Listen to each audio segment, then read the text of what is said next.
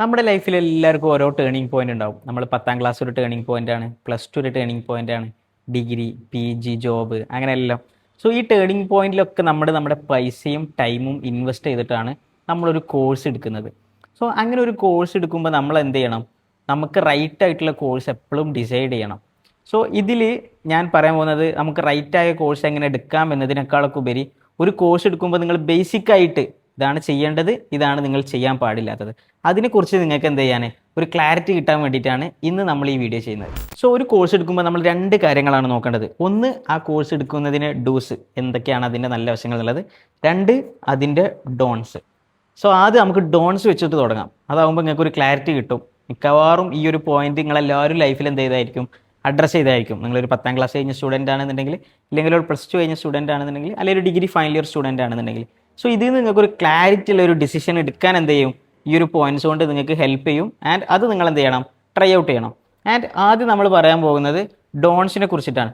ഒരിക്കലും നമ്മുടെ ഫ്രണ്ട് ഒരു കോഴ്സ് എടുത്തു എന്നതുകൊണ്ട് ആ കോഴ്സ് നമ്മൾ എടുക്കരുത്. ആ ഫ്രണ്ടിന് ചിലപ്പോൾ ആ കോഴ്സിനോട് ഇൻട്രസ്റ്റ് ഉണ്ടാവാം, പാഷൻ ഉണ്ടാവാം. നമുക്ക് എന്ത് ചെയ്തോളണമെന്നില്ല, ആ കോഴ്സിനോട് അങ്ങനെ ഒരു അറ്റാച്ച്മെൻറ്റും വന്നോളണമെന്നില്ല. അല്ലെങ്കിൽ നമ്മുടെ ഫ്രണ്ട് ചിലപ്പോൾ ആ കോഴ്സ് എടുത്ത് പെട്ടിട്ടുണ്ടാവും. സോ നമ്മളും കൂടി വെറുതെ ആ കോഴ്സിൽ പോയിട്ട് എന്ത് ചെയ്യണ്ട, പെടേണ്ട കാര്യമില്ല. ആൻഡ് രണ്ടാമത്തെ കാര്യം, നമ്മുടെ പാരൻസ് നമ്മളോട് പറഞ്ഞു എന്നുള്ളതുകൊണ്ട്. സോ പാരൻസ് ചിലപ്പോൾ അവർക്ക് ചിലപ്പോൾ നമ്മൾ ഡോക്ടർ ആക്കണം എന്നുണ്ടാവും, അല്ലെങ്കിൽ എഞ്ചിനീയർ ആക്കണം എന്നുണ്ടാവും. ചിലപ്പോൾ അവരോട് ഏതെങ്കിലും ഒരു റിലേറ്റീവ് പറഞ്ഞിട്ടുണ്ടാവും ആ ഒരു കോഴ്സ് അടിപൊളിയാണ്. അപ്പോൾ അതിൻ്റെ അടിസ്ഥാനത്തിൽ നമ്മൾ എന്ത് ചെയ്യും, അതിലേക്ക് പോയി ജോയിൻ ചെയ്യും എന്നുള്ളത്. മൂന്നാമത്തത്, മാർക്കറ്റിലെ ട്രെൻഡിനനുസരിച്ച് നമ്മൾ എപ്പോഴും പോകുക എന്നുള്ളത്. ഇത് മോസ്റ്റ്ലി എല്ലാ സ്റ്റുഡൻസും ചെയ്യുന്നൊരു മിസ്റ്റേക്കാണ്.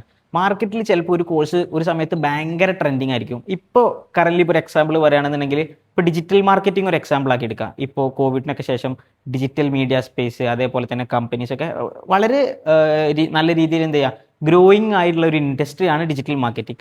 പക്ഷെ നമ്മൾ ചാടി കയറി ഡിജിറ്റൽ മാർക്കറ്റിംഗ് കോഴ്സ് എടുക്കുമ്പോൾ ഒരു പ്രശ്നം എന്താണെന്ന് വെച്ചാൽ, ഡിജിറ്റൽ മാർക്കറ്റിംഗ് കുറേ കൂടി ഒരു ക്രിയേറ്റീവ് സ്പേസ് ആണ്. അതേപോലെ തന്നെ നമുക്ക് ആളുകൾ എങ്ങനെയാണ് പർച്ചേസ് ചെയ്യുന്നത്, ആളുകളുടെ ടൈം, അങ്ങനെ ഒരുപാട് കാര്യത്തിലാണ് ഇൻവെസ്റ്റ് ചെയ്യേണ്ടത്. നമുക്ക് സോഷ്യൽ മീഡിയയിൽ എന്താണ് നടക്കുന്നത് എന്നുള്ളത് നമുക്ക് എന്ത് ചെയ്യണം, കുറച്ച് ക്ലാരിറ്റി വേണം. അതേപോലെ തന്നെ സോഷ്യൽ മീഡിയ എന്താണെന്ന് അറിയണം. നമുക്ക് സ്വാഭാവികമായിട്ട് ഫോണിൽ ഒരുപാട് സ്പെൻഡ് ചെയ്യുന്ന ആൾക്കാർക്ക് അവർക്ക് പറ്റിയതാണ് ആ കോഴ്സ്. അപ്പോൾ ആ ഒരു കോഴ്സ് നമ്മുടെ പാഷൻ ആണോ എന്നുള്ളതൊന്നും അറിയാതെ നമ്മൾ എന്ത് ചെയ്യുക, നമ്മൾ അതിനോടൊരു ഇൻട്രസ്റ്റും ഇല്ലാതെ നമ്മൾ ആ കോഴ്സ് എടുത്തു കഴിഞ്ഞാൽ ആ കോഴ്സ് കൊണ്ട് നമുക്കും വാല്യൂ ഉണ്ടാവില്ല, നമ്മുടെ ടൈമും നമ്മുടെ എഫേർട്ടും എന്ത് ചെയ്യും, വേസ്റ്റ് ആവും. ഇതാണ് മൂന്നാമത്തെ കാറ്റഗറി. നമ്മളെപ്പോഴും ട്രെൻഡ് മാത്രം നോക്കാതെ ആ ഇൻഡസ്ട്രി അല്ലെങ്കിൽ ആ ജോബ് നമ്മളുമായിട്ട് അസോസിയേറ്റ് ചെയ്താണോ എന്നുള്ളത് നമ്മൾ നോക്കണം.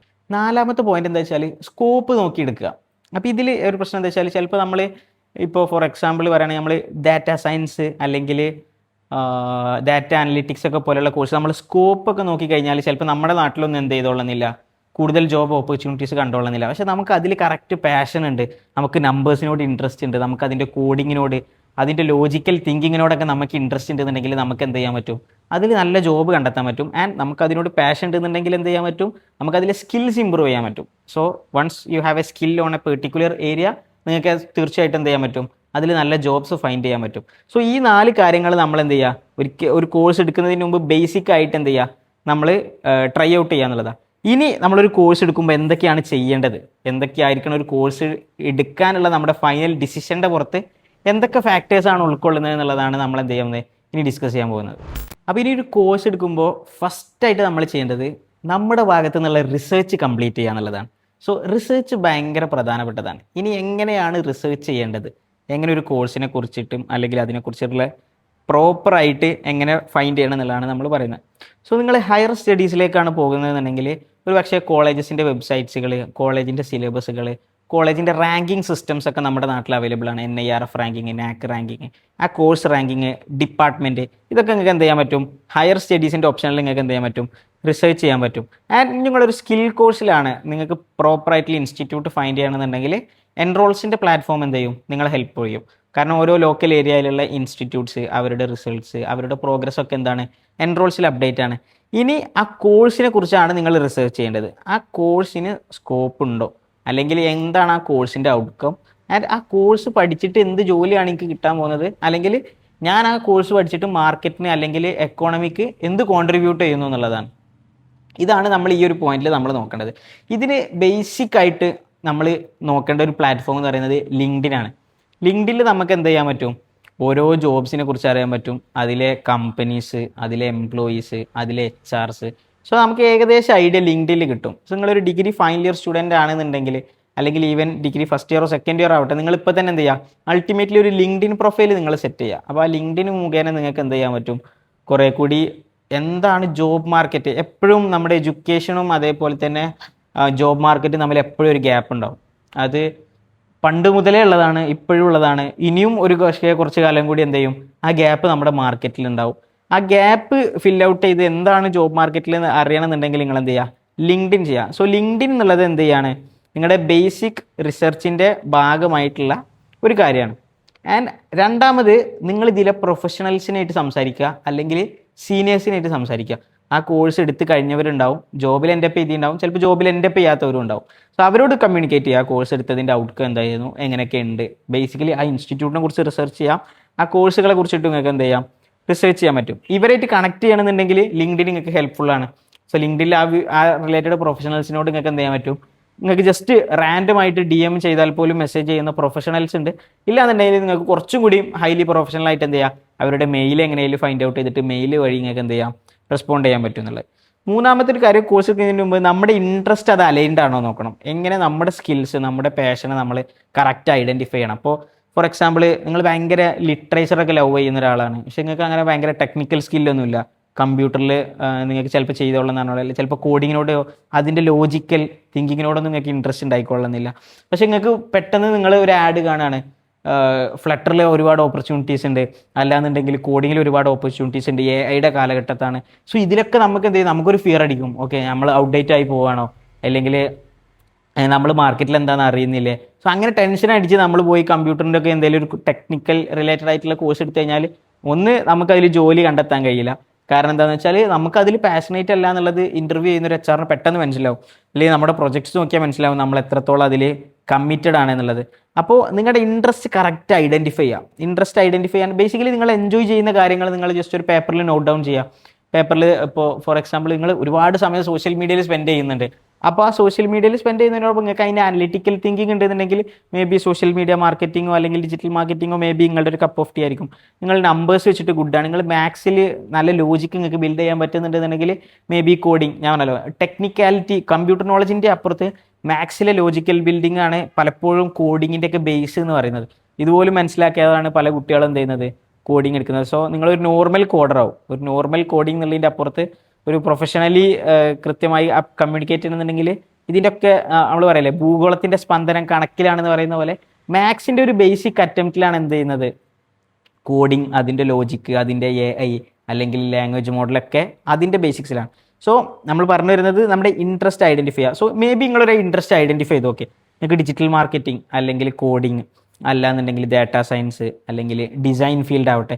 സോ ഈ ഫീൽഡിൽ നിങ്ങൾ ഐഡൻറ്റിഫൈ ചെയ്താൽ നിങ്ങൾ ക്വിക്കായിട്ട് എന്ത് ചെയ്യേണ്ട, ഒരു കോഴ്സിലേക്ക് പോയി ജോയിൻ ചെയ്യേണ്ട, ഒരു പ്രോഗ്രാമിലേക്ക് ജോയിൻ ചെയ്യേണ്ട, നിങ്ങൾ അതിൻ്റെ ഫൗണ്ടേഷൻ കോഴ്സുകൾ അറ്റൻഡ് ചെയ്യുക. ചിലപ്പോൾ നിങ്ങൾക്ക് യൂട്യൂബിൽ കാണാൻ പറ്റും. ഇനി അല്ലാന്നുണ്ടെങ്കിൽ ഞാൻ പറയാൻ പോകുന്ന 2 പ്ലാറ്റ്ഫോം, ഒന്ന് കോഴ്സറയിൽ ഫ്രീ സർട്ടിഫിക്കേഷൻസ് ഉണ്ടാവും, അതേപോലെ ഉഡെമി നിങ്ങൾക്ക് ട്രൈ ഔട്ട് ചെയ്യാം. ആൻഡ് അതേപോലെ തന്നെ നിങ്ങൾക്ക് ട്രൈ ഔട്ട് ചെയ്യാൻ പറ്റുന്നതാണ് സ്കിൽ ഷെയർ എന്ന് പറയുന്ന പ്ലാറ്റ്ഫോം. ഇത്തരം പ്ലാറ്റ്ഫോമുകളിലൂടെ ഫ്രീ സർട്ടിഫിക്കേഷൻ കോഴ്സ് ചെയ്യുമ്പോൾ നിങ്ങൾക്ക് ഓക്കെ അതിനോടൊരു ഇൻട്രസ്റ്റ് തോന്നുന്നുണ്ടോ എന്ന് മനസ്സിലാവും. അതിൻ്റെ ബേസിക് ആയിട്ടുള്ള കാര്യങ്ങൾ എന്ത് ചെയ്യാൻ പറ്റും, നിങ്ങൾക്ക് മനസ്സിലാക്കാൻ പറ്റും. അങ്ങനെയാണ് നിങ്ങൾ എന്ത് ചെയ്യുക, ആ കോഴ്സ് എടുക്കുക. ആൻഡ് നിങ്ങളൊരു കോഴ്സ് ഇനി ഫൈനലൈസ് ചെയ്ത് കഴിഞ്ഞു. ഇനിയാണ് വളരെ പ്രധാനപ്പെട്ട കാര്യം നമ്മൾ ഡിസ്കസ് ചെയ്യാൻ പോകുന്നത്. ആൻഡ് ഫൈനലി നിങ്ങളൊരു കോഴ്സ് എടുക്കാൻ തീരുമാനിച്ചു. കോഴ്സ് എടുക്കാൻ തീരുമാനിച്ചാൽ ജസ്റ്റ് അത് കംപ്ലീറ്റ് ചെയ്യുക എന്നുള്ളതിൻ്റെ അപ്പുറത്ത് നിങ്ങൾ എന്ത് ചെയ്യണം, നിങ്ങളുടെ സ്കിൽസ് ബൂസ്റ്റ് ഔട്ട് ചെയ്യണം.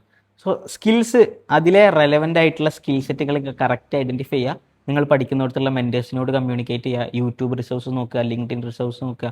ഫ്രീ ആയിട്ടുള്ള എവിടെ നിന്നൊക്കെ റിസോഴ്സസ് നമുക്ക് അവൈലബിൾ ആവോ അത് കംപ്ലീറ്റ്ലി നമ്മൾ എന്ത് ചെയ്യുക, മാക്സിമം നമ്മളത് ഗ്രാസ്പ് ചെയ്യുക എന്നുള്ളതാണ്. ആൻഡ് നമ്മൾ എന്ത് ചെയ്യുക, ഇൻറ്റേൺഷിപ്പുകൾ ചെയ്ത് തുടങ്ങുക.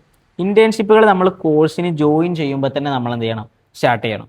ഒരുപാട് കമ്പനീസിനെ ജസ്റ്റ് നമ്മൾ ഫിഗർ ഔട്ട് ചെയ്യുക. ഓക്കെ ഈ ഫീൽഡിൽ ജോബ്സിൽ എത്ര കമ്പനീസ് ഉണ്ട്, ഒന്നെങ്കിൽ നമ്മുടെ നാട്ടിൽ നോക്കാം, അല്ലെങ്കിൽ Tier 1 സിറ്റീസിൽ നോക്കാം.